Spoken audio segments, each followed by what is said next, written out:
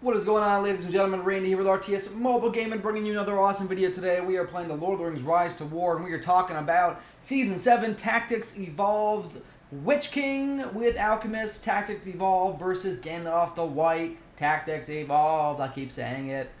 So, what are we looking at today? We are taking a look at how the Alchemists' unique unit elite abilities were able to outperform Gandalf the White's unique elite unit Cannot speak today.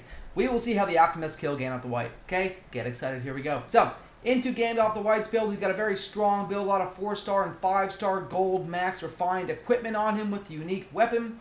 This is a 487 focus level 42 GTW. This thing is disgusting. Okay? He's running the white. He's got the R3 tree with White Council and High Alert. He's got the R5 tree with White Rider and Horsemanship.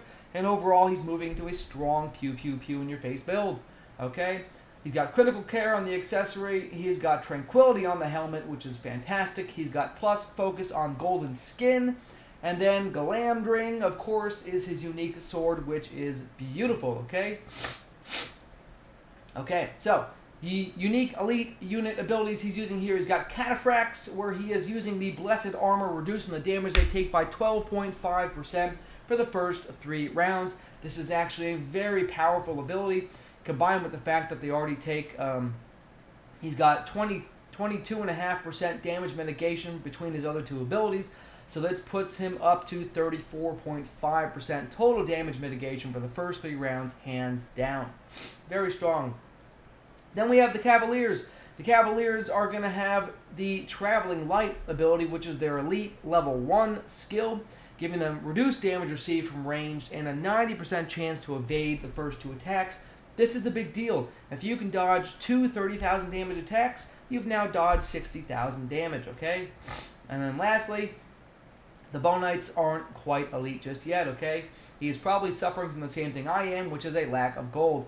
Into the Witch King build itself, the Witch King is pretty standard, okay? I'm running the R3 tree, the bottom R0 tree, the top R0 tree. We've got Double Strike with Convener and Initiative.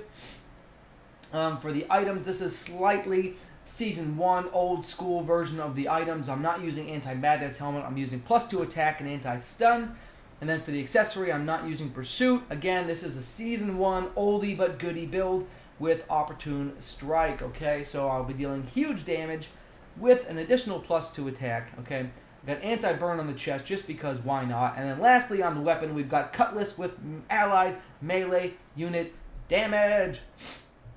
Okay, the elite units I'm running here are going to be the Alchemists, okay? These guys are going to be sick nasty. They're going to be dealing plus 30% bonus damage to any units that are stunned, madnessed, or cannot recover HP. So this is going to be really powerful. This means that depending on the unit's speed in round 1 and maybe part of round 2, the enemy units will be stunned. So my Alchemists will be dealing plus 30% damage due to the Witch King's Tier 3 stun. Tier 3 ability stun for Nazgul Screech, okay? So you should see some great damage depending on how that played out. Let's take a look. And I just got a battle report, which means I was probably just attacked. We'll take a look at that in just a second, okay? Okay, here we go. The Witch King, plus damage, beautiful, beautiful, beautiful. Alchemist and the Pikemen are stunned by Wizard. However, 90% chance for the Alchemist to resist that stun. Let's see how that played out. Alchemist with a maximum damage roll, 19.5 from Opportune Strike. They did resist the stun, okay? And here we go. We have the Cavaliers dodging the first attack taken, getting hit by the second hit. This is with White Council on them and High Alert, guys. White Council and High Alert. I'm hitting for 25k damage with that max roll. So powerful, okay? Let's see what happens in round 2. The whole point of this video is to show you what happens when these abilities line up beautifully, okay? So you just saw the Cavaliers dodge a 25k damage hit. You just saw the Alchemists, since the Cavaliers are faster than the Witch King, since the Cavaliers are faster than the Witch King, they weren't stunned yet. Am I saying this right? No, I'm not. I'm not saying this right. Oh my goodness. The Witch King hadn't acted yet, which means the Cavaliers weren't stunned yet.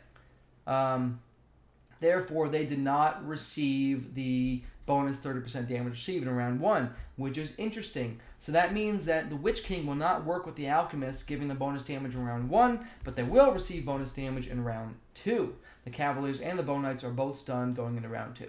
Okay? Here we go. Into round 2, hitting for 36,000 damage. That is a big increase from the 25k. All right? We're dealing maximum 19.5 damage, so this is a really good linear test to show you the progression of that increased 30% damage on the Cavaliers. That is a big deal, and it really looks like it's paid off. Going from 25k to 36k, what else can you ask for? Now, the real question is, when does the stun drop off? In round 2? It does, huh? So, good. I am getting at least one attack out with the bonus stun, but then they drop their stun in round 2. So the rest of the fight will just be standard damage. Let's get down and find somewhere where White Council isn't in play. Let's find some damage without White Council. Okay. I don't know if this is...